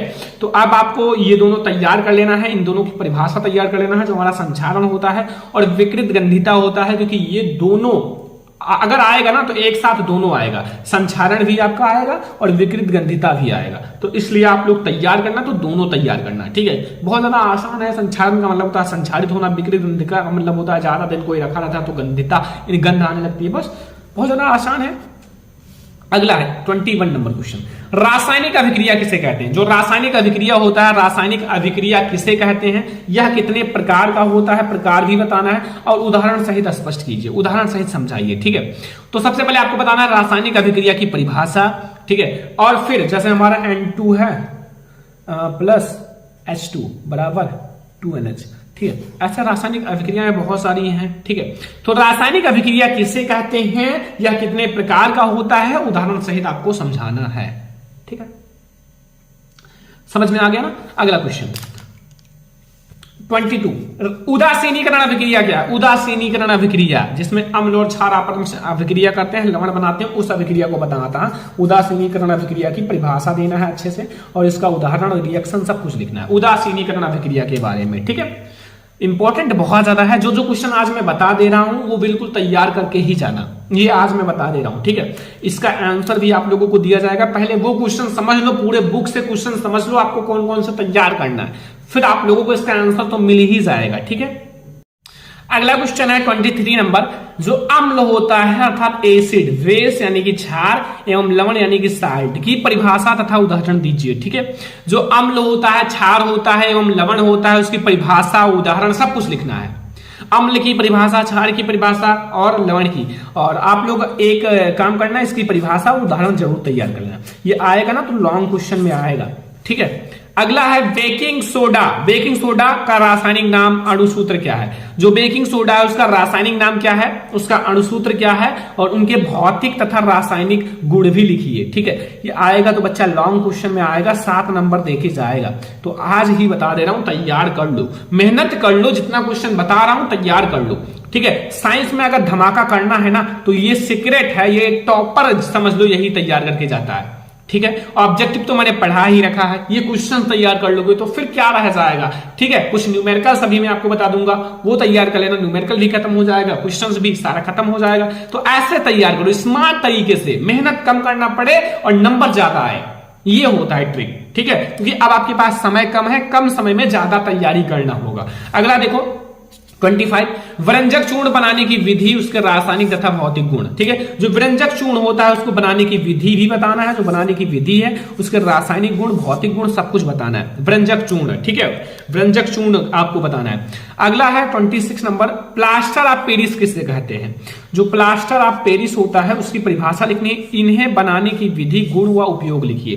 प्लास्टर ऑफ पेरिस के बारे में बताना है, इनको बनाने की विधि, इनका उपयोग सब कुछ बताना है 26 नंबर नंबर क्वेश्चन में व्यंजक चूर्ण, बेकिंग सोडा और प्लास्टर ऑफ पेरिस, ये 3 ऐसे क्वेश्चन है जो लॉन्ग में आते हैं और इनको बनाने की विधि, उपयोग, ये सब लिखना पड़ता है। रासायनिक गुण, भौतिक गुण और अणुसूत्र, रासायनिक नाम, सब कुछ लिखना पड़ता है, क्योंकि जब सब कुछ लिखोगे तभी आपका ये लॉन्ग क्वेश्चन होगा और तभी आपको फुल नंबर देगा एग्जामिनर, वरना फुल नंबर नहीं देगा। ठीक है, 2 पेज में, 1 पेज में आ जाएगा। तो अब हम लोग देखेंगे 27 नंबर क्वेश्चन। 27 नंबर क्वेश्चन देखो स्टूडेंट, लिखा हुआ है कि अयस्क व खनिज को परिभाषित कीजिए। जो अयस्क होते हैं व खनिज होते हैं, इन दोनों को परिभाषित करना है और अयस्क तथा खनिज में अंतर लिखिए। जो अयस्क और खनिज में क्या अंतर है दोनों के बीच में। ठीक है, पहले तो अयस्क और खनिज की परिभाषा लिखनी है, अच्छे से परिभाषित करो, फिर अयस्क तथा खनिज में आप लोगों को अंतर भी बताना है, इन दोनों में क्या डिफरेंस है, क्या अंतर है, ये भी आप लोगों को बताना है। अगला है भर्जन तथा निस्तापन की परिभाषा लिखिए। जो भर्जन होता है और निस्तापन होता है, इसकी परिभाषा लिखनी है, भर्जन और निस्तापन की, और इनका उदाहरण और सब कुछ बताना है, परिभाषा, उदाहरण, सब कुछ, क्योंकि बहुत ज्यादा इंपॉर्टेंट है ना ये सारे क्वेश्चन, इसलिए मैं आपको बता दे रहा हूं आज। 29 नंबर क्वेश्चन है विद्युत रासायनिक श्रेणी किसे कहते हैं, 2 अनुप्रयोग लिखिए। विद्युत रासायनिक श्रेणी किसे कहते हैं, जिसे हम लोग धातुओं की सक्रियता श्रेणी भी कहते हैं। तो विद्युत रासायनिक श्रेणी की आपको परिभाषा, उदाहरण, अनुप्रयोग सब कुछ देना है, क्योंकि विद्युत रासायनिक श्रेणी वेरी इंपॉर्टेंट केमिस्ट्री का क्वेश्चन है। तो अगर आप ये केमिस्ट्री के क्वेश्चन तैयार कर लोगे ना, तो फिर आप केमिस्ट्री का किंग हो जाओगे, और आप सारा तैयार कर लोगे तो साइंस का किंग हो जाओगे। ठीक है, और अगर आप लोग ये सारा तैयार करके जाओगे तो कोई दिक्कत नहीं रह जाएगा। 30 नंबर क्वेश्चन, मिश्र धातु किसे कहते हैं। मिश्र धातु किसे कहते हैं, कॉपर के 2 प्रमुख मिश्र धातुओं के नाम या संगठन नाम लिखना है। मिश्र धातु किसे कहते हैं, कॉपर के 2 प्रमुख, आप लोगों को मिश्र धातुओं के नाम, संगठन, सब कुछ बताना है। ठीक है, मिश्र धातु, मिश्र धातु, ठीक है, बहुत ज्यादा इंपॉर्टेंट है, समान मात्रा में समांगी मिश्रण। ठीक है, अगला है 31, समजातीय श्रेणी क्या है और इनके उदाहरण तथा उदाहरण के साथ समझाना है। समजातीय श्रेणी, जिनके जाति समान होते हैं, अगर अल्कोहल समूह के हैं तो सारे अल्कोहल समूह के, अगर एल्केन समूह के हैं तो सारे अल्कोहल समूह के, अगर आपका एल्डिहाइड समूह है तो सारे एल्डिहाइड समूह के हों। ठीक है, ये होता है समजातीय, जिनकी जाति समान हो। बहुत ज्यादा इंपॉर्टेंट क्वेश्चन है ये सारे। 32 नंबर क्वेश्चन है एल्केन, एल्कीन, एल्काइन से आप क्या समझते हो, उदाहरण सहित समझाइए। एल्केन, एल्कीन, एल्काइन की परिभाषा भी देना है। ठीक है, परिभाषा भी देना है और उदाहरण भी देना है। एल्केन, एल्कीन, एल्काइन, सामान्य सूत्र सभी को बताया कि नहीं। एल्केन का होता है CnH2n+2। देखो ध्यान से समझना, अगर आपको एल्केन का याद है ना, पहले का एल्केन का, तो एल्केन का ऑटोमेटिक याद हो जाएगा। इसमें क्या करो, इसमें आप लोग 2, ये 2 हटा दो, CnH2n और बस, और फिर एल्कीन में 2 माइनस कर दो, CnH2n-2। देखो इसमें 2 प्लस हुआ, इसमें 2 हट गए, इसमें 2 माइनस हुआ, मतलब पहले 2 प्लस था, फिर 0 हो गया, फिर 2 माइनस। देखो आपको एक निर्देशांक पढ़ा होगा, जैसे 0 से इधर जाओगे प्लस, इधर जाओगे माइनस, तो वही वाला सेम प्रोसेस है। ये हमारा एल्केन का सूत्र है, एल्कीन का, ये एल्काइन का। ठीक है, अगला प्रतिस्थापन अभिक्रिया पर संक्षिप्त टिप्पणी लिखिए। प्रतिस्थापन अभिक्रिया पर आपको संक्षिप्त टिप्पणी लिखना है, प्रतिस्थापन अभिक्रिया। ठीक है, 34 नंबर क्वेश्चन है एथिल अल्कोहल से एथिलीन कैसे बनाएं। एक रिएक्शन मैंने ले लिया क्योंकि बहुत ज्यादा इंपॉर्टेंट है कि एथिल अल्कोहल से एथिलीन कैसे बनाया जाता है। एथिलीन, ठीक है, एथिल अल्कोहल से एथिलीन बनाना है। अगला है बहुत ज्यादा इंपॉर्टेंट है, ये तो मैंने कई बार पढ़ा भी रखा है कि साबुनीकरण पर संक्षिप्त टिप्पणी लिखिए। जो साबुनीकरण होता है, साबुनीकरण पर संक्षिप्त टिप्पणी लिखना है, क्योंकि साबुनीकरण आपके बोर्ड एग्जाम में आता ही आता है, तो इसलिए मैं आप लोगों को बता दिया। आपको साबुनीकरण पर संक्षिप्त टिप्पणी लिखना है, साबुन बनाने की विधि, इसके रिएक्शन। ठीक है, एस्टरीकरण पर संक्षिप्त टिप्पणी लिखिए। जो एस्टरीकरण होता है, एस्टरीकरण पर आपको संक्षिप्त टिप्पणी लिखना है, ये बोर्ड एग्जाम के लिए वेरी इंपॉर्टेंट है, आपको तैयार ही करके जाना है। 37 नंबर क्वेश्चन है निर्जलीकरण, स्मिट रिएक्शन यानी कि अभिक्रिया, किण्वन, इन तीनों पर टिप्पणी लिखने के लिए कभी कभी आ जाता है, टिप्पणी लिखने के लिए। ठीक है, तो इसलिए इन तीनों पर टिप्पणी तैयार करना। छोटे छोटे रिएक्शन है, निर्जलीकरण, स्मिट रिएक्शन एंड किण्वन। ठीक है, ये तैयार रखना, ये सारे बहुत ज्यादा इंपॉर्टेंट है। तो ये हमारे केमिस्ट्री के अभी तक हमारे इंपॉर्टेंट क्वेश्चन चल रहे थे केमिस्ट्री के, जो हमारा 36 नंबर। अब हमारा 37 नंबर और 38 से हमारे स्टार्ट क्या होते हैं बच्चों, आप लोगों का इंटरेस्टिंग सब्जेक्ट बायोलॉजी। कितने लोगों का बायोलॉजी इंटरेस्टिंग सब्जेक्ट है, कमेंट बॉक्स में जरूर बताना। ठीक है, क्योंकि आगे चलकर आप बायो लोगे या मैथ लोगे, आप लोगों के ऊपर डिपेंड है, जो आपको तैयारी करना है। कॉमर्स लोगे, आर्ट साइड से, कोई भी आपको लेना है वो कमेंट करना। 38 मेंडलीव का आवर्त नियम क्या है, इसकी व्याख्या कीजिए। जो मेंडलीव का आवर्त नियम है उसकी व्याख्या करनी है। मेंडलीव जी का जो आवर्त नियम है ना, आवर्त नियम दिया था, उसकी व्याख्या अच्छे से करनी है। ठीक है, अभी हमारे ये केमिस्ट्री के हैं, सॉरी अभी हमारे केमिस्ट्री के ही हैं। बायोलॉजी अभी यहां से आपका स्टार्ट हुआ 41 नंबर से, यहां से बायोलॉजी यहां से होगा। ठीक है, अभी हमारे केमिस्ट्री ही चल रहे हैं। फिर आपका 39 नंबर क्वेश्चन है, दीर्घाकार आवर्त सारणी की 4 विशेषताएं लिखिए। दीर्घाकार आवर्त सारणी की 4 विशेषताएं, मेंडलीव तथा दीर्घाकार आवर्त सारणी में अंतर। तो ये 40 नंबर क्वेश्चन तक हमारा क्या चला, फिजिक्स और केमिस्ट्री, फिजिक्स और केमिस्ट्री 2020। ठीक है, फिजिक्स और केमिस्ट्री। अब बायोलॉजी स्टार्ट हो रहा है, बायोलॉजी के जो टॉपिक हैं उसको देख लो। मैं बायोलॉजी के जो इंपॉर्टेंट टॉपिक हैं वही बताऊंगा। ठीक है, ज्यादा नहीं बताऊंगा, जो बहुत ज्यादा इंपॉर्टेंट है वही टॉपिक मैं आपको बायोलॉजी का बताऊंगा। 41 नंबर, रुधिर और लसिका में अंतर स्पष्ट कीजिए। रुधिर तथा लसिका में, धमनी तथा शिरा में, जाइलम तथा फ्लोएम में, इन टाइप के अंतर आते ही। ये 3 तो जरूर तैयार कर लेना। एक है रुधिर तथा लसिका, एक जाइलम तथा फ्लोएम, एक है आपका धमनी तथा शिरा। इन तीनों में अंतर आता है, तो मैं सारे को नहीं लिखा हूं, लेकिन इन तीनों को तैयार कर लेना। ये मैंने केवल एक रखा है, जो और ज्यादा इंपॉर्टेंट है वो रुधिर तथा लसिका में अंतर। 42, वाष्पोत्सर्जन को प्रभावित करने वाले कारक कौन कौन से हैं। वाष्पोत्सर्जन को प्रभावित करने वाले कारक आपको बताना है कौन कौन से हैं। ठीक है, ये हमारा 42 नंबर क्वेश्चन है। 43 नंबर क्वेश्चन देखो कि पाचन तंत्र किसे कहते हैं, पूरी प्रक्रिया का सचित्र वर्णन करो। पाचन तंत्र के बारे में बताना है, डाइजेस्टिव सिस्टम के बारे में आपको पूरी तरह से समझाना होगा। डाइजेस्टिव सिस्टम आपके बोर्ड एग्जाम में आता है तो लॉन्ग क्वेश्चन में आता है। ठीक है, आई होप जब मैंने पेपर दिया था तो यही क्वेश्चन आया था लॉन्ग क्वेश्चन में बायोलॉजी का, मुझे याद है। डाइजेस्टिव सिस्टम, पाचन तंत्र का सचित्र वर्णन करने के लिए। ठीक है, तो बहुत ज्यादा आसान था वैसे। अगर आपने बायोलॉजी थोड़ा सा पढ़ा होगा तो पहले यही टॉपिक पढ़ा होगा, पहले ही चैप्टर में। 44 नंबर क्वेश्चन है, मानव के हृदय की आंतरिक संरचना, क्रियाविधि तथा सचित्र वर्णन करो। जो मानव के हृदय की आंतरिक संरचना होती है उसकी क्रियाविधि तथा उसका सचित्र वर्णन भी करना है। ठीक है, 45 नंबर क्वेश्चन है, उत्सर्जन से क्या समझते हो। उत्सर्जन तंत्र, जो उत्सर्जन होता है, उत्सर्जन से क्या तात्पर्य है, मनुष्य के जो मुख्य उत्सर्जी अंग कौन से हैं और क्रियाविधि भी लिखिए। मनुष्य के मुख्य उत्सर्जी अंग भी बताना है और इनकी क्रियाविधि भी बताना है। ठीक है, जो हमारा उत्सर्जन है, उत्सर्जन के बारे में। ठीक है, उत्सर्जन से आप क्या समझते हो। अगला है 46 नंबर, परिवार नियोजन से आप क्या समझते हो। छोटे परिवार का महत्व भी बताना है। परिवार नियोजन से आप क्या समझते हो। परिवार नियोजन आपके बोर्ड एग्जाम में आता ही आता है, क्योंकि परिवार नियोजन बहुत ज्यादा इंपॉर्टेंट है, क्योंकि जनसंख्या में लगातार वृद्धि हो रही है, तो परिवार नियोजन पर थोड़ा सा जोर दिया जा रहा है। 47 नंबर क्वेश्चन है, नर तथा मादा जनन तंत्र का सचित्र वर्णन करो। नर तथा मादा जनन तंत्र का आपको सचित्र वर्णन करना है अच्छे से, नर तथा मादा जनन तंत्र का। ठीक है, ये बहुत ज्यादा इंपॉर्टेंट है, नर तथा मादा जनन तंत्र। अगला है 48 नंबर क्वेश्चन, गर्भ निरोधक की विधियां कौन सी है। गर्भ को रोकने की विधियां कौन सी है जो गर्भ निरोधक के काम आती हैं। ठीक है, 49 नंबर, मेंडलीव के नियम लिखिए। मेंडलीव के 3 नियम थे, कौन कौन से हैं मैंने बता रखा था एक एक करके, लेकिन पढ़ा भी रखा हूं। प्रभाविता का नियम, पृथक्करण का नियम, स्वतंत्र अपव्यूहन का नियम, ये तीनों नियम है इनका। ठीक है, तीनों तैयार करना। लिंग निर्धारण, ये 50 नंबर टॉपिक है। बस ज्यादा नहीं, मैं आपको 50 ही टॉपिक बताने वाला हूं। Physics chemistry biology, physics chemistry biology तीनों मिलाकर ये 50 ही टॉपिक हैं जो आपको पढ़ना है। ये पेपर प्रीवियस पेपर से देखा गया है, फिर ये 100% पक्का वाले प्रश्न केवल मैं आपको बताऊंगा। ठीक है, जरूर याद करके जाना। ठीक है, तो पहला प्रश्न, इससे पहले वीडियो को लाइक कर देना, अगर चैनल पर नया तो सब्सक्राइब भी कर लेना। ठीक है, पूरा आप लोगों की तैयारी होगी क्लास 10 का। तो सबसे ज्यादा इंपॉर्टेंट क्वेश्चन एनसीईआरटी का है, 2020-2022 में आया हुआ है, देख सकते हो। जर्मनी का एकीकरण का संक्षेप में पता लगाएं। जो जर्मनी का एकीकरण हुआ है उसका संक्षेप में पता लगाना है। जर्मनी के एकीकरण का आप लोगों को अच्छे से डिटेल में बताना है, जो जर्मनी का एकीकरण हुआ था। ठीक है, देखो 2 एकीकरण हुए थे, आप लोगों को पता होगा। एक तो जर्मनी का एकीकरण हुआ था और एक इटली का एकीकरण हुआ था। ठीक है, जर्मनी और इटली का एकीकरण, और ये दोनों क्वेश्चन बहुत ही ज्यादा इंपॉर्टेंट है। ठीक है, तो दोनों आप तैयार कर लेना। ठीक है, एनसीईआरटी का भी है, 2020-2022 में आया हुआ है, तो आप लोगों को जरूर बोर्ड एग्जाम में आएगा। ठीक है, क्वेश्चन नंबर सेकंड आपको तैयार करना है कि 1789 फ्रांसीसी क्रांति का फ्रांस व यूरोप पर क्या प्रभाव पड़ा। जो 1789 की फ्रांसीसी क्रांति हुई थी उनका फ्रांस व यूरोप पर क्या प्रभाव पड़ा। 2020 में आया हुआ, 2021, 2022 3 साल लगातार आया हुआ है।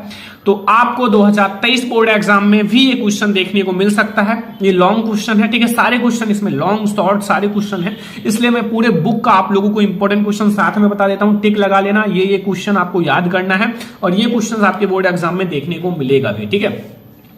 3 क्वेश्चन है। क्वेश्चन नंबर 3 है कि इटली के एकीकरण की प्रक्रिया का वर्णन करो। जो इटली का एकीकरण हुआ था उसका आपको संक्षेप में अच्छे से वर्णन करना है, ठीक है। इटली का एकीकरण मैंने बताया था 2 एकीकरण हुआ था, एक तो इटली का एकीकरण, एक जर्मनी का एकीकरण, ठीक है।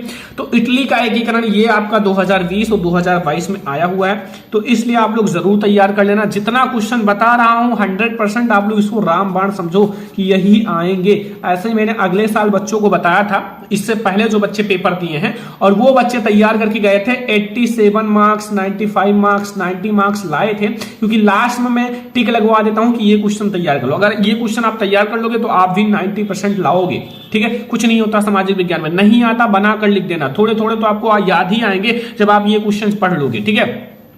क्वेश्चन नंबर 4 है महात्मा गांधी द्वारा चलाए गए असहयोग आंदोलन का क्या अर्थ है। जो महात्मा गांधी द्वारा चलाया गया असहयोग आंदोलन है उसका क्या अर्थ है, कारण लिखिए। आपको कारण भी लिखना है, ठीक है। तो ये आपका 2020-2022 में आया हुआ है। तो महात्मा गांधी द्वारा जो चलाया गया असहयोग आंदोलन है उसका अर्थ भी बताना है, इसके कारण भी बताना है, ठीक है। तो अगर आपको पता है तो अच्छी बात है, नहीं पता है तो आप लोगों को आपके बुक में इस क्वेश्चन का आंसर मिल जाएगा, गाइड में भी मिल जाएगा, देख लो, याद कर लो।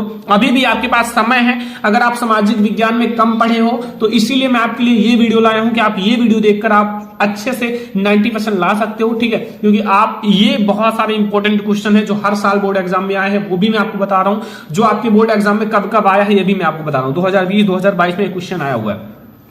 क्वेश्चन नंबर 5 है महात्मा गांधी जी के सत्याग्रह पर एक प्रकाश डालिए। जो महात्मा गांधी जी ने सत्याग्रह आंदोलन चलाया है उस पर एक प्रकाश डालना है, ठीक है। एनसीईआरटी का भी है, 2020-2022 में आया भी हुआ है, ठीक है। तो सत्याग्रह आंदोलन के बारे में आपको पता होगा, सत्याग्रह सत्य की तरफ, अहिंसा यानी कि सत्य की तरफ आग्रह होना, ठीक है, सत्य बोलना, ठीक है। महात्मा गांधी जी, तो ये आपको बताना है क्वेश्चन नंबर 5 में। ये सारे आपके रिपीटेड क्वेश्चन हैं जो बोर्ड एग्जाम में आपको 2023 में जो आप लोगों का 3 मार्च को आपका पेपर है उसमें ये क्वेश्चन देखने को मिलेगा। तो आप लोग इन सारे क्वेश्चंस को तैयार कर लेना ताकि आप लोग बोर्ड एग्जाम में जाओ तो एक भी क्वेश्चन छोड़कर मत आना, ठीक है। इन सबका सॉल्यूशन कहां मिलेगा अभी मैं आप लोगों को आगे बताऊंगा आगे कि इन सबका आपको सॉल्यूशन कहां मिलेगा। तो इसलिए वीडियो को लाइक कर देना, अगर चैनल पर ना तो सब्सक्राइब भी कर लेना, ठीक है। पूरी तैयारी कराना है। 6 नंबर क्वेश्चन है महामंडी के कारणों की व्याख्या कीजिए। जो महामंडी के कारण है उसकी व्याख्या करनी है, ठीक है। एनसीईआरटी का है, 2020-2022 में आया हुआ है। तो ये आपका बहुत ज्यादा इंपॉर्टेंट क्वेश्चन है। महामंडी के कारणों की आपकी व्याख्या करना है, बोर्ड एग्जाम के लिए बहुत ज्यादा इंपॉर्टेंट क्वेश्चन है, ठीक है। महामंडी का कारण आपको बताना है।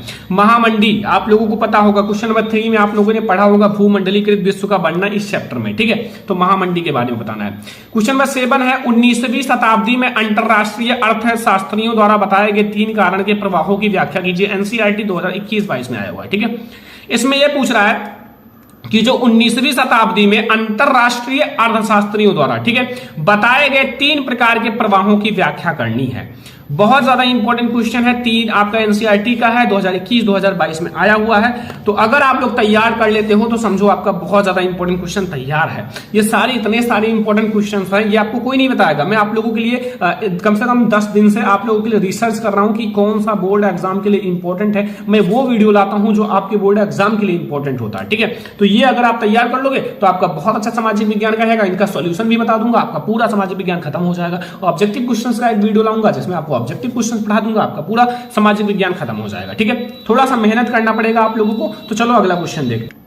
क्वेश्चन नंबर, अब आप लोग आओ आगे 8 वाला, ठीक है। क्वेश्चन नंबर 8 है ब्रिटेन वुड्स समझौते का क्या अर्थ है। जो ब्रिटेन वुड्स समझौता है उसका क्या अर्थ है आपको ये बताना है। जो ब्रिटेन वुड्स समझौता हुआ था उसका अर्थ बताना है, ठीक है। तो ये बहुत ज्यादा इंपॉर्टेंट क्वेश्चन है। ये आपका एनसीईआरटी का है, 2022 में आया हुआ है। एनसीईआरटी का भी है, 2022 में भी आया हुआ है। तो आप लोग तैयार कर लेना। ब्रिटेन वुड्स समझौते का क्या अर्थ है इसके बारे में आपको बताया गया है, पढ़ाया गया है। आप लोग तैयार कर लेना। मैंने आपको जो चैप्टर्स पढ़ाया है उसमें ये सारी डिस्कशन किया है।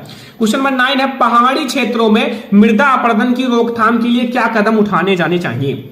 जो पहाड़ी क्षेत्र है, जहां पहाड़ है तो पहाड़ी क्षेत्रों में देखो मृदा अपरदन तो हर जगह होगा, चाहे पहाड़ी क्षेत्र हो चाहे समतल क्षेत्र हो, कैसा भी हो, क्योंकि वहां मृदाएं होती हैं और मृदाएं होंगी तो मृदा का अपरदन होगा ही होगा। ठीक है, तो आपको यह बताना है कि पहाड़ी क्षेत्रों में मृदा अपरदन की रोकथाम के लिए क्या कदम उठाने जाने चाहिए। एनसीईआरटी का है और आपका 2020 में भी आया हुआ है। तो ये क्वेश्चन आप लोग जरूर तैयार कर लेना, जितना क्वेश्चन बता रहा हूं ये बहुत ज्यादा इंपॉर्टेंट क्वेश्चन है। अगला, जैव और अजैव संसाधन क्या होते हैं। जो जैव और अजैव संसाधन होते हैं वो क्या होते हैं, उदाहरण दीजिए। उदाहरण देकर अच्छे से समझाना है। ठीक है, एनसीईआरटी का भी है, 2022 में आया भी हुआ है। तो ये सारे मैं आपको कह रहा हूं कि ये सारे इंपॉर्टेंट रिपीटेड हैं, बोर्ड एग्जाम में हर साल आते हैं। तो ये सारे क्वेश्चंस आप तैयार कर लेना। ठीक है, आप लोगों को इन सारे क्वेश्चंस को तैयार कर लेना है, क्योंकि अगर आपको सामाजिक विज्ञान में भी 90% लाना है तो जितना मैं आपको बता रहा हूं उसको पढ़ो, क्योंकि जितना ज्यादा पढ़ लोगे उतना अच्छा मार्क्स आएगा। अभी आप लोग समय है, पढ़ सकते हो। ठीक है, अभी आपके पास बहुत समय है। क्वेश्चन नंबर 11 है, मृदा अपरदन से क्या अभिप्राय है। जो मृदा अपरदन होता है, मृदा अपरदन से आप क्या समझते हो या मृदा अपरदन से क्या अभिप्राय है, और मृदा अपरदन के लिए उत्तरदायी कारणों का वर्णन कीजिए। जो मृदा अपरदन होता है, मृदा अपरदन जो है उसके लिए उत्तरदायी कारणों का वर्णन करना है। ठीक है, तो ये आपको बताना है कि मृदा अपरदन से क्या अभिप्राय है, जैसे मृदा अपरदन से आप क्या समझते हो, और मृदा अपरदन के उत्तरदायी कारण जो है, मतलब मृदा अपरदन होने का कारण क्या है, क्यों मृदा अपरदन हो रहा है, उसका आप लोगों को वर्णन करना है। 2020-2021 में ये बोर्ड एग्जाम में आया हुआ है, तो आप लोग तैयार कर लेना अगर आपको अच्छे मार्क्स लाना है। क्वेश्चन नंबर 12 है कि 3 राज्यों के नाम बताइए। जो 3 राज्य हैं, जैसे 3 ऐसे राज्य का नाम बताना है जहां काली मृदा पाई जाती है। देखो बहुत सारी मृदाएं होती है, काली मृदा, लाल मृदा, लैटराइट मृदा, जलोढ़ मृदा, बहुत सारी मृदाएं होती हैं। तो आपको वो राज्य बताना है जहां काली मृदा पाई जाती है। ठीक है, और इस पर मुख्य रूप से कौन सी फसल उगाई जाती है। देखो काली मृदा में मुख्य रूप से कपास की खेती की जाती है, और काली मृदा को काली कपास की मृदा भी कहते हैं। ठीक है, तो ये हमेशा याद रखना कि काली मृदा में कपास की खेती अच्छी होती है, मुख्य रूप से कपास की खेती उगाया जाता है। ठीक है, तो ये हमारा एनसीईआरटी का है, 2020 में आया हुआ है। तो जरूर आप लोग तैयार कर लेना, बोर्ड एग्जाम के लिए वेरी इंपॉर्टेंट है। अगर आप लोग तैयार कर लोगे तो ये आपका बिल्कुल तैयार हो जाएगा। तो 13 नंबर क्वेश्चन, जैव विविधता क्या है। जो जैव विविधता होता है, जैव विविधता क्या है और मानव जीवन में इसकी महत्ता का वर्णन करो। मानव जीवन में जैव विविधता का महत्व क्या है उसको बताना है। ठीक है, एनसीईआरटी का है, 2020 में आया भी हुआ है। ठीक है, तो जैव विविधता के बारे में अगर आप जो भी जानते हो वो लिख देना, और मानव जीवन में इसकी महत्ता का वर्णन करना है। मानव जीवन में जो जैव विविधता है उसका महत्व क्या है उसके बारे में बताना है, फिर आपको पूरा नंबर मिल जाएगा। ठीक है, क्वेश्चन नंबर 14 देखो कि बहुउद्देशीय नदी घाटी परियोजना से होने वाले लाभ तथा हानियां लिखिए। जो बहुउद्देशीय नदी घाटी परियोजना है उससे होने वाले लाभ और हानि बताना है। एनसीईआरटी का है बच्चों, और आपके बोर्ड एग्जाम के लिए इंपॉर्टेंट भी है। बहुउद्देशीय नदी घाटी परियोजना, लाभ और हानि आता है बोर्ड एग्जाम में। मैंने देखा है ये क्वेश्चन आपके बोर्ड एग्जाम में आते हैं। ठीक है, बहुउद्देशीय नदी घाटी परियोजना के लाभ और हानि, तो आपको लाभ लिखना है। देखो नदी घाटी परियोजना से क्या लाभ होंगे, बहुत सारे लाभ हैं। जैसे नदी की लाभ होती है, जैसे ये भी एक नदी ही है, तो नदी से जो लाभ है वो आप लोग इसमें लिख देना। ठीक है, तो ये हमारा है क्वेश्चन नंबर 14। अब हम लोग अगला क्वेश्चन देखेंगे, क्वेश्चन नंबर 15। क्वेश्चन नंबर 15 अब आप लोग समझो यहां। ठीक है, क्वेश्चन नंबर 15 में क्या पूछ रहा है कि भारतीय कृषि की कोई 3 विशेषताएं लिखिए। जो भारतीय कृषि होती है, भारत की कृषि है, उनकी कोई 3 विशेषताएं बतानी है। ठीक है, 3 विशेषताओं पर आपको प्रकाश डालना है, मतलब 3 विशेषताओं के बारे में बताना है अच्छे से। 2022 में आया, 2021, 2022 में। ठीक है, मतलब कोड, जैसे कोड होता है ना, कोड अलग अलग होता है, कहीं 2022 में इस कोड में, दूसरे कोड में आया होगा। ठीक है, तो इस टाइप से। तो भारतीय कृषि की कोई 3 आपको विशेषताएं बतानी है। जो भारतीय कृषि की 3 विशेषताएं हैं जिसके बारे में आप जानते हो या फिर बुक से पढ़े हो, कुछ भी आपको लिख देना है। ठीक है, तो ये आप क्वेश्चन नंबर 16 देखो कि चावल या धान, जिसे धान कहा जाता है, चावल की खेती के लिए उपयुक्त भौगोलिक परिस्थितियों का वर्णन कीजिए। जो चावल होता है या धान होता है कि खेती के लिए उपयुक्त भौगोलिक परिस्थितियों का वर्णन करना है, जो हमारा एनसीईआरटी का भी है, 2020-2022 में आया हुआ। मतलब ये सारे वेरी इंपॉर्टेंट हैं। अगर आप नहीं तैयार करोगे ना तो फिर आप लोगों का 80% या 70% से ज्यादा नहीं आएगा, और ये अगर आप तैयार कर लोगे तो 90% आपका फिक्स हो जाएगा सामाजिक विज्ञान में, क्योंकि ये सारे वो क्वेश्चन है टॉपर लास्ट में पढ़ते हैं। ठीक है, 17 नंबर क्वेश्चन देखो कि कृषि की 3 प्रमुख समस्याओं का उल्लेख कीजिए। जो कृषि है, भारतीय कृषि या कृषि, तो वो कृषि की 3 समस्याएं बतानी है। ठीक है, कौन कौन सी समस्याएं हैं कृषि के, तो 3 प्रमुख समस्याओं के बारे में बताना है। 2020 और 2022 में आया हुआ है।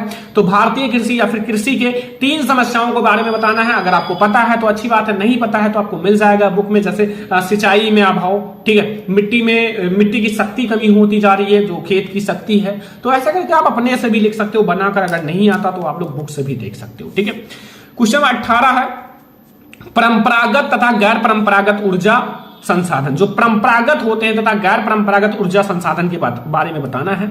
एनसीईआरटी का ये क्वेश्चन है, ठीक है, और 2021-2022 में आया भी हुआ है। तो जो परंपरागत और गैर परंपरागत दो प्रकार के ऊर्जा स्रोत होते हैं, एक तो परंपरागत संसाधन होते हैं, अपरंपरागत संसाधन होते हैं, लेकिन उसी को आप गैर परंपरागत भी कह सकते हो, ठीक है।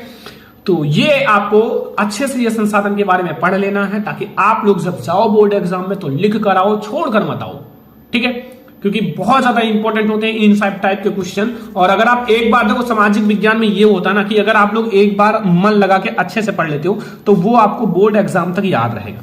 बात ये है ना कि वो भूलोगे नहीं, कुछ ना कुछ उसके बारे में याद रहेगा। और मेन हेडिंग अगर आपको याद है, मेन पॉइंट अगर आपको याद है सामाजिक विज्ञान में, तो वो मेन पॉइंट आगे हेडिंग डाल के आप बहुत सारा लिख सकते हो, पेज भर सकते हो। ये होता है सामाजिक विज्ञान। सामाजिक विज्ञान में बना बना कर लिखा जाता है, किसी को पूरा लॉन्ग क्वेश्चन याद नहीं होता, ये याद रखना, ठीक है। सभी लोग बना बना कर ही लिखते हैं सामाजिक विज्ञान में।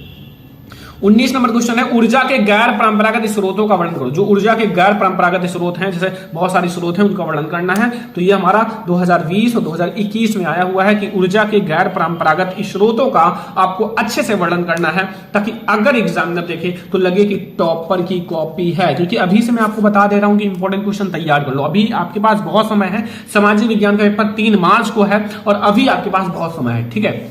अगला देखो 20 नंबर क्वेश्चन कि सड़क परिवहन के 3 गुण। जो सड़क परिवहन है, सड़क परिवहन के 3 गुण के बारे में बताना है, बहुत ज्यादा इंपॉर्टेंट है। सड़क परिवहन के 3 गुण अगर आपको नहीं आता तो पढ़ लेना, ठीक है। एनसीईआरटी का 2020 में आया। देखो, सड़क परिवहन बहुत कम लागत में सड़क बन जाता है, ठीक है। अगर और परिवहन की बात की जाए तो उसके लिए काफी ज्यादा लागत लगता है, लेकिन सड़क के लिए कम लगता है। और ये जो मतलब ऊंची खाल स्थानों पर भी सड़क को बनाया जा सकता है, लेकिन अगर आप और बात करो तो और को नहीं बनाया जा सकता। तो मतलब सड़क परिवहन के बहुत आसान से लाभ हैं, गुण या लाभ एक ही होते हैं, ठीक है। तो आपको जो जितना आपको सड़क के बारे में पता है, ऐसे हेडिंग बना के 2, 3, 4 लिख देना जो भी आपको आता है, ठीक है। क्वेश्चन नंबर 21 देखो कि परिवहन तथा संचार, जो परिवहन होते हैं तथा संचार जो होते हैं, ठीक है, साधन किसी देश की जीवन रेखा तथा अर्थव्यवस्था कहे जाते हैं। क्यों? मतलब किसी जीवन रेखा तथा अर्थव्यवस्था क्यों कहे जाते हैं? जो हमारे परिवहन होते हैं जिसके द्वारा हम एक स्थान से दूसरे स्थान पर जाते हैं, और जो संचार होता है जिसके द्वारा हम पूरे देश की खबरों को सुनते हैं, ठीक है, वो किसी देश की जीवन रेखा तथा अर्थव्यवस्था क्यों कहे जाते हैं?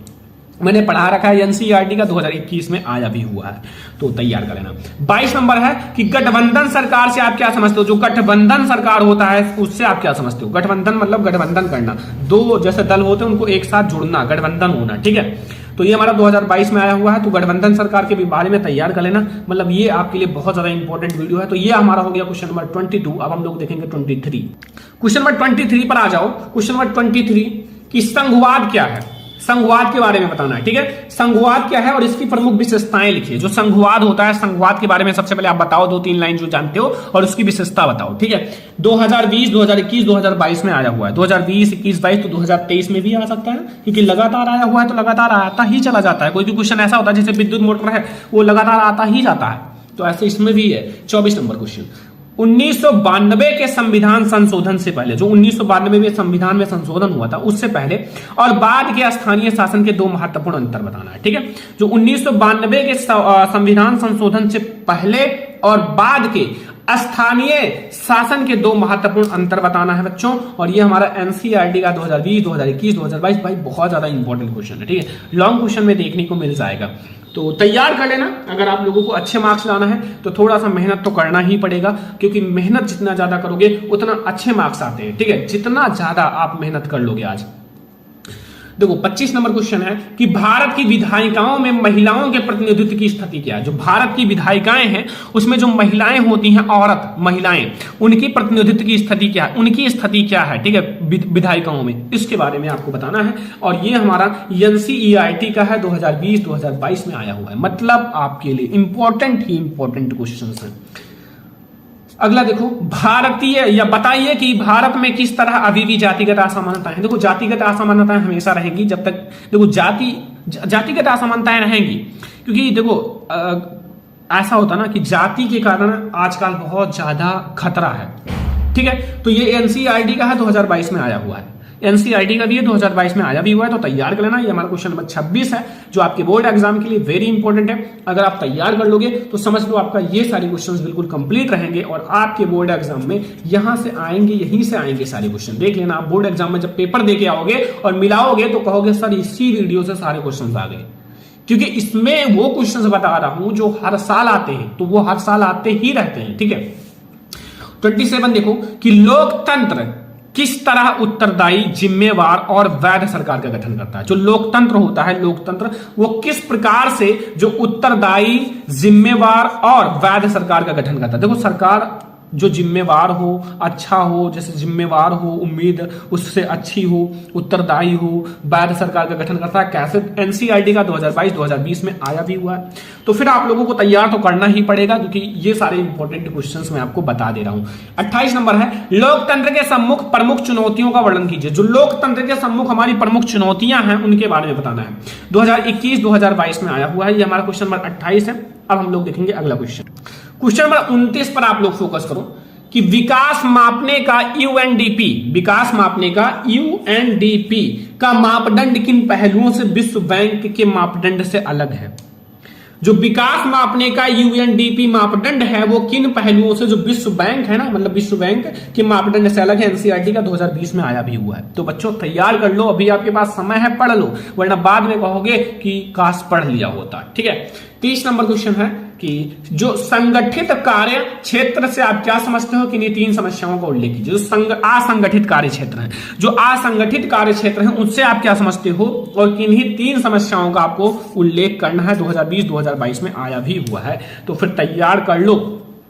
31 नंबर है कि संगठित और असंगठित क्षेत्रों की रोजगार परिस्थितियों की तुलना कीजिए। जो संगठित क्षेत्र होते हैं और असंगठित क्षेत्र होते हैं उनकी रोजगार की परिस्थितियां क्या है, उनकी तुलना करनी है। एनसीईआरटी 2020-2022 में आया हुआ है। ठीक है, तो संगठित और असंगठित के बारे में थोड़ा डिटेल में पढ़ लेना। देखो एक साथ भी आ सकता है, अलग अलग भी आ सकता है। जैसे देखो असंगठित अलग आ गया, हो सकता है संगठित भी अलग आ जाए, एक साथ आ गया। ठीक है, तो भाई ये सारे इंपॉर्टेंट क्वेश्चन है, इसीलिए मैं आपको इस तरह से बता रहा हूं। 32 नंबर, वैश्वीकरण से आप क्या समझते हो। जो वैश्वीकरण होता है, वैश्वीकरण से आप क्या समझते हो, लाभ बताइए, लाभ भी बताना है। एनसीईआरटी का 2020-2022 में आया हुआ है, वैश्वीकरण के बारे में आपको बताना है। ठीक है, 33 नंबर क्वेश्चन है, भारत में उपभोक्ता आंदोलन का आरंभ करने के लिए उत्तरदायी कारणों का व्याख्या कीजिए। जो भारत में उपभोक्ता आंदोलन का आरंभ करने के लिए जो उत्तरदायी कारणों की आपको व्याख्या करनी है, एनसीईआरटी के 2021-2022 में आया भी हुआ है। तो तैयार कर लेना, आपका इतना इंपॉर्टेंट है। तो 34 नंबर क्वेश्चन,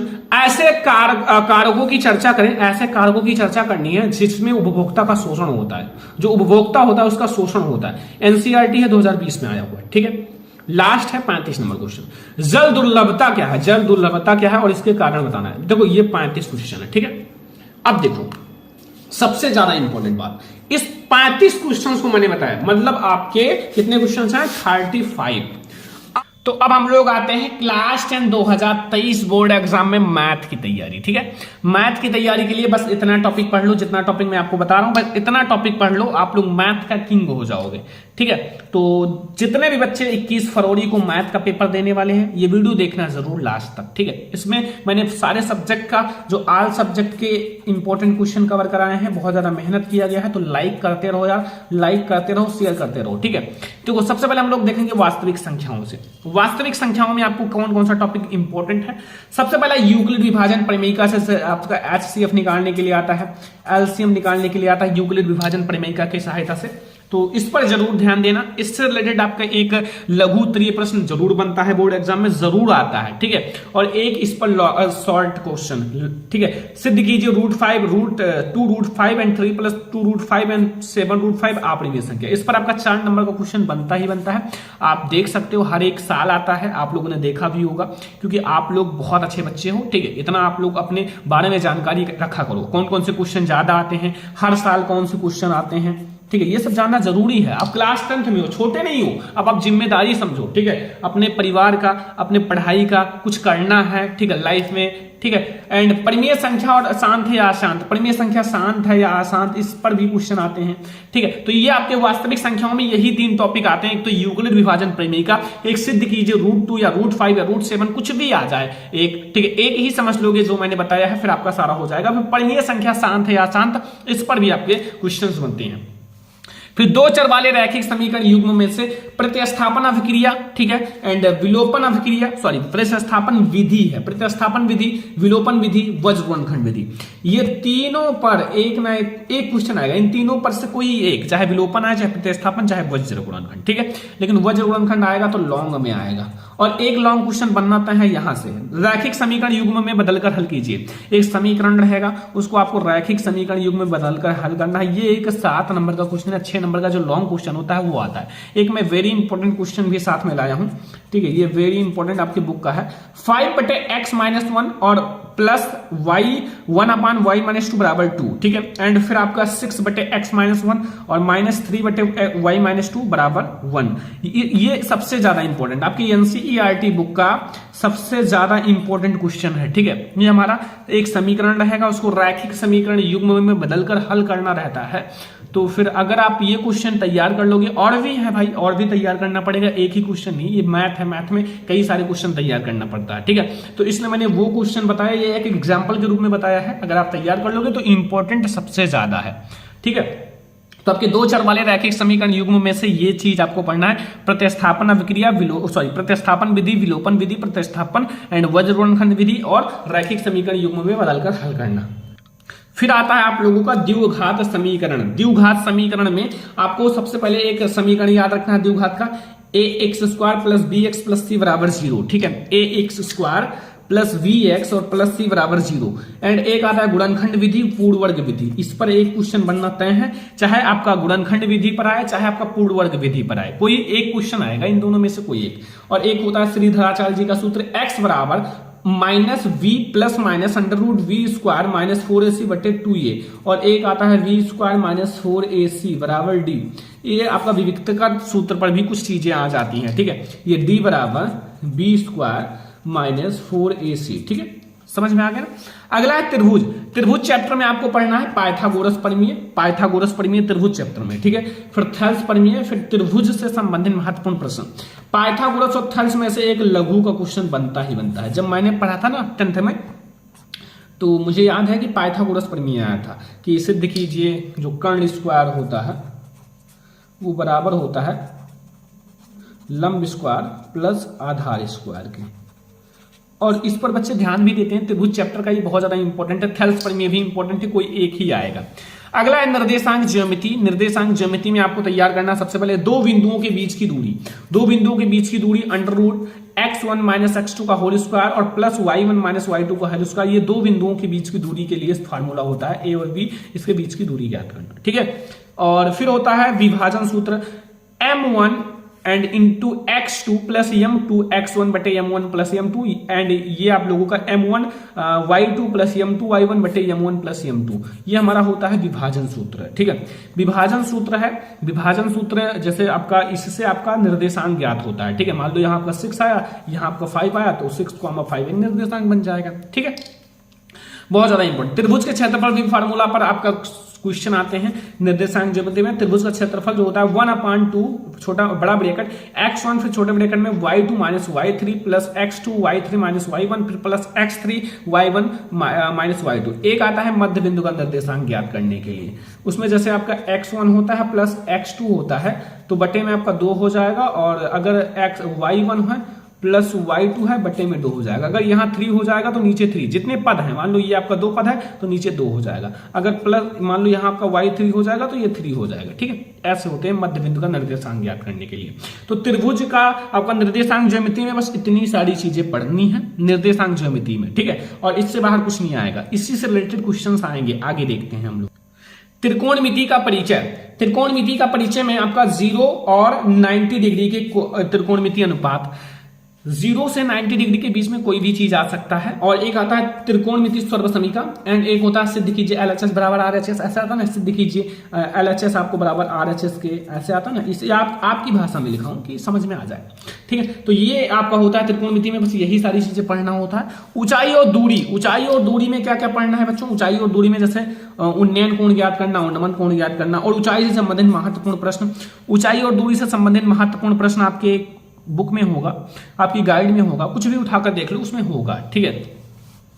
रचनाएं के लिए मैं आपको 3 ऐसे इंपॉर्टेंट क्वेश्चन बताता हूं, मैंने खुद देखा है, हर साल बोर्ड एग्जाम में आते हैं रचनाएं के लिए, उससे 3 इंपॉर्टेंट क्वेश्चन। पहला, 5 सेंटीमीटर त्रिज्या के वृत्त पर ऐसी 2 स्पर्श रेखाएं खींचिए जो परस्पर 60 डिग्री की कोण पर झुकी हों। ये हमारा पहला वेरी इंपॉर्टेंट है, ठीक है, समझ में आ गया।